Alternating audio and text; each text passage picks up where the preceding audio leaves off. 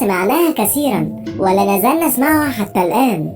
لا شك بأن الكلاب والقطط من الحيوانات الأليفة، فهناك الكثير ممن يربون الكلاب والقطط في منازلهم، بل وهناك ممن يصطحبونهم معهم بجانبهم على الفراش.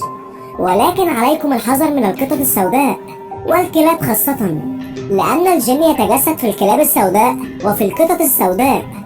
وقد قال علماء الروحانيات بأن الجن يتجسد في الكلاب السوداء أكثر من القطط.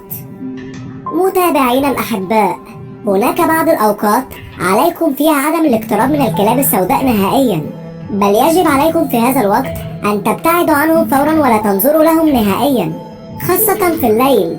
إذا رأى أحدا منكم كلب أسود اللون فعليكم الحذر منه، ويجب عليكم على الفور قراءة القرآن الكريم من باب التحصين.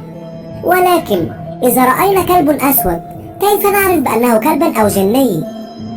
إذا رأى أحدا منكم كلب أسود اللون ورأيتموه ينظر لكم طويلا ولا يخاف إذا حاولتم تخويفه، فاعلموا بأنه جني.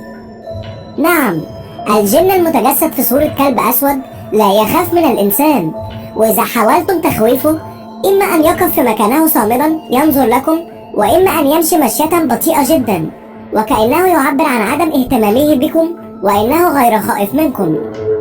وقد قال البعض بأنك إذا نظرت إلى كلب أسود اللون وشعرت بثقل في عينيك أو شعرت بالحرقة فيها، فهذا الكلب ليس كلبا وإنما جن متجسد في صورة كلب. كما قال بعض علماء الروحانيات بأن نظرة الكلب العادي تختلف عن نظرة الجن المتجسد في صورة كلب. فعين الجني المتجسد في صورة كلب عندما تنظر لها تشعر وكأن إنسان ينظر إليك، وليس نظرة كلب أو نظرة حيوان.